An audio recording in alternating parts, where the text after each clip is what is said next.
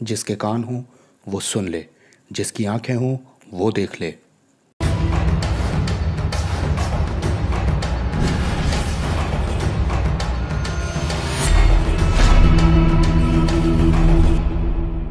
हाय सबको और स्वागत है। मैं हूं अपोस्टेट प्रॉफिट और आज मैं बात करने जा रहा हूं सबसे ज़रूरी नैतिक नियमों के बारे में जो कि अब्राहमिक रिलीजन के हैं, जो कि बाइबल के सबसे बुनियादी उसूलों में से है, जिसके बारे में इस्लाम को कोई इल्म ही नहीं है। हाँ, बिना इस्लाम को छोटा किए मैं इन बातों को कैसे कहूँ मुझे नहीं मालूम। मुझे तो कोशिश भी नहीं करनी पड़ती, मैं तो बस इस्लाम को एक्सप्लेन कर देता हूँ। इस्लाम छोटा है, कैसे कोई फ़र्क पड़ता है कि छोटा किया या छोटा है, खैर जाने दो।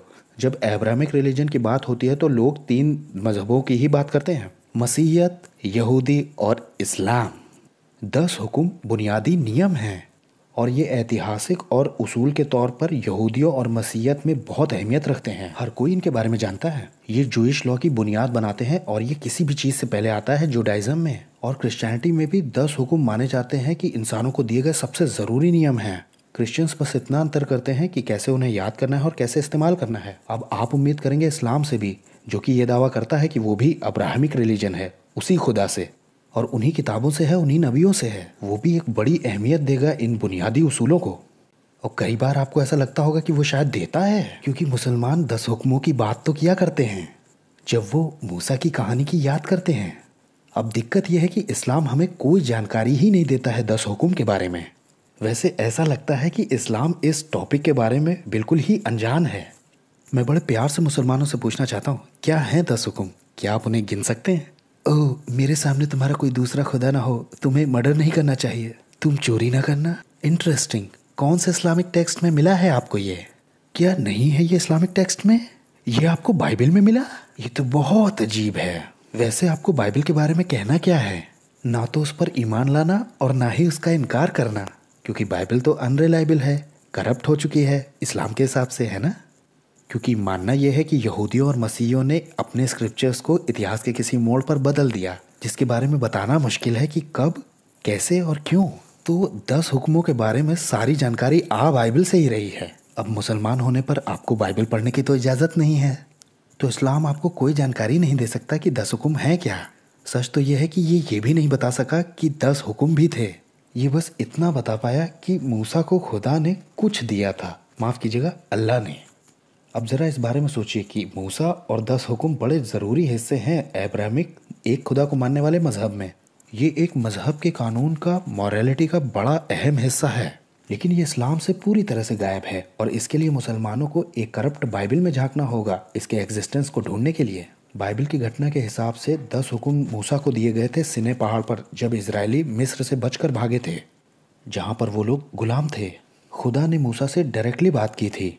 मूसा को अपने लोगों का नेता बना करके उन्हें मिस्र से बाहर निकलवाया, उनके पीछे आते दुश्मनों को ख़त्म किया और सिने पहाड़ पर मूसा को 10 हुक्म दिए गए, जिसमें अहद भी शामिल था, वाचाएं जो कि इजरायलियों के साथ बांधी गई। ये सफ़र बाइबल में बहुत डिटेल से दिया गया है।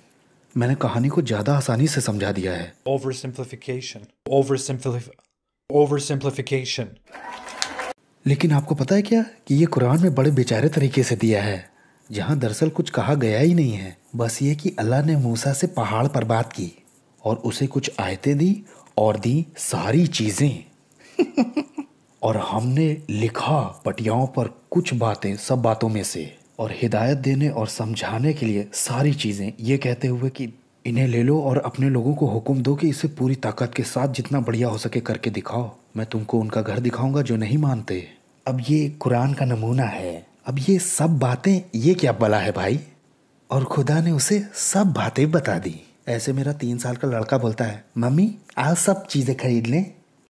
आप जानते हैं 3 साल के बच्चे का दिमाग कैसा होता है? वो ये सोचता है कि हम सब चीज़ें क्यों नहीं खरीद लेते। अल्लाह का दिमाग बस 3 साल के बराबर है। मुझे अल्लाह की जगह पर अपने लड़के की इबादत करनी चाहिए। मुझे पक्का पता है कि वो आधा पागल निकलेगा अल्लाह से, और वो ये भी नहीं चाहता कि सब उसके सामने झुके या गुलाम बनाए जाए या मार डाले जाएं। ऐसी मुझे उम्मीद है। हमने पटियाओं पे लिखा ताकि सब चीज़ों में से सीखने लायक बातें निकाली जा सके और सब बातों को समझाया जा सके। वहाँ 2 पटियाएँ थी और था क्या उनमें?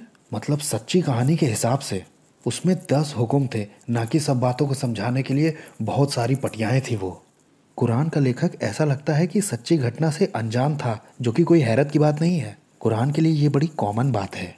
कुछ ही आयतों के बाद ये फिर से हवाला देता है उन पटियाओं का, और उसमें कहा गया है कि उसमें गाइडेंस था उन लोगों के लिए जो अपने खुदा से डरते हैं। लेकिन एक बार फिर से वो ये नहीं बताते कि उसमें लिखा क्या था। ये बहुत सिंपल है, 2 पटियाएं थी, उसमें 10 हुक्म थे, ना कि सारी हिदायतें लिखी हुई थी सब बातें समझाने के लिए, सारी बातें, सब चीज़ें। अब जबकि कुरान में से 10 हुक्म पूरी तरह से गायब हैं, जो कि बड़ी अजीब सी बात है, तो मुस्लिम अपोलोजिस्ट और स्कॉलर्स इस बात का दावा करने की भी कोशिश करते हैं कि कुरान के कुछ हिस्से डायरेक्ट रेफरेंस हैं, या दोहराया जाना है या दोबारा कहना है 10 हुक्मों का। लेकिन कुरान यहाँ तक कि उन्हें 10 हुक्म भी नहीं कहती है, और ना ही कुरान का कंटेंट 10 हुक्म से सहमत है। यहूदी और मसीही वो जो आपस में एक साथ हैं, वो 10 हुक्मों को अलग अलग तरह से लिस्ट करते हैं। ये आपको एक्सोडस और ड्यूटरोनॉमी में मिलता है। जो हुक्म है उनकी नंबरिंग में भले अंतर है, लेकिन वो इस तरह से हैं, मैं तुम्हारा खुदावन खुदा हूँ, मेरे सिवा तुम्हारा कोई और खुदा ना हो, और अपने लिए नक्काशी करके या किसी तरह से कोई मूर्ति ना बना लेना, तुम अपने खुदा का नाम किसी फालतू बात पर मत लेना, सबत का दिन मनाना और उसे पाक बनाए रखना, अपने माँ बाप की इज्जत करना, तुम्हें हत्या नहीं करनी, तुम जिनाकारी ना करना, तुम चोरी ना करना और अपने पड़ोसी के लिए झूठी गवाही मत देना, तुम अपने पड़ोसी के घर की और उसकी बीवी का लालच मत करना। कुरान में कहीं भी इन हुक्मों को दोहराया ही नहीं गया। कुछ मुसलमान ये दावा करते हैं कि कुरान चैप्टर 6 151 से 154 आयत में वहाँ कुरान का 10 हुक्म का दर्ज किया जाना है, लेकिन उस हिस्से में जिक्र नहीं है 10 हुक्म का। वहाँ जो बातें दी हैं उनका दूर दूर तक कोई वास्ता नहीं है, वो बिल्कुल अलग हैं। अब मुसलमान कैसे इस बात का दावा कर सकते हैं कि कुरान में 10 हुक्म आगे पीछे फैले हुए हैं पूरी तरह से? इसका मतलब यह है कि दरअसल कुरान में 10 हुक्म दिए हैं, लेकिन ये एक बहुत बुरा बहाना है, और कुछ हुक्म तो कुरान में बिल्कुल ही दिए नहीं हैं। आइए उसे भी देख लेते हैं। मैं हूँ तुम्हारा खुदावन खुदा। अब ये अपने आप में ही बहुत फ़नी है। जो असल टेक्स्ट है वो कहता है मैं यहोवा तुम्हारा खुद, लेकिन इस्लाम में याहवे एग्जिस्ट ही नहीं करता। मुसलमानों को कोई आइडिया ही नहीं है कि यहोवा है कौन। उनके खुदा का नाम अल्लाह है। इस पे तो मैंने एक अलग से वीडियो बनाया है और वो बहुत बढ़िया है, आप इसे देखिएगा ज़रूर इसके देखने के बाद। अब मैं अपने ही वीडियोस की तारीफ़ नहीं कर रहा हूँ, मैं बस ये कह रहा हूँ कि मेरे कई वीडियोस में से वो बहुत बढ़िया है, वो बढ़िया है, व्हाटएवर। मेरे सिवा तुम्हारा कोई और खुदा ना हो और तुम्हें मूर्तियाँ नहीं बनानी चाहिए, ये दी है कुरान में। और कुरान में इस इशू पर बहुत अच्छे से बात की गई है। तुम अपने खुदावंद खुदा का नाम किसी फालतू बात पर मत लेना। इस्लाम का ऐसा कोई कॉन्सेप्ट ही नहीं है कि तुम अपने खुदा का नाम फालतू मत लेना, क्योंकि खुदा का नाम यहोवा दिया ही नहीं है इस्लाम में, जैसा बताया। वैसे यही पॉइंट इस्लाम को पूरी तरह से बर्बाद कर देता, और मैं वैसा करता रहा हूँ और मैं आगे भी करूँगा। कुरान ने कभी इस बात पर कोई जोर नहीं दिया कि अल्लाह का नाम फालतू मत लेना, और इसीलिए इस्लाम का ऐसा कोई कॉन्सेप्ट ही नहीं है। वो बिल्कुल केयरफुल नहीं है अल्लाह के नाम को लेकर के, वो बस बेपरवाही से लेते रहते हैं, चाहे वो नाराज़ हैं, हैरान हैं या खुश हैं, कुछ भी हैं। सबत का दिन याद रखना ये वाला थोड़ा सा अजीब है, क्योंकि जब कुरान सबत के बारे में बताता है तो वो ये कहता है कि सबत सिर्फ उनके लिए दिया गया था, वो जो इसके ऊपर अलग हो गए, भटक गए, मतलब ज्यूज़ और क्रिश्चियंस। क्यों?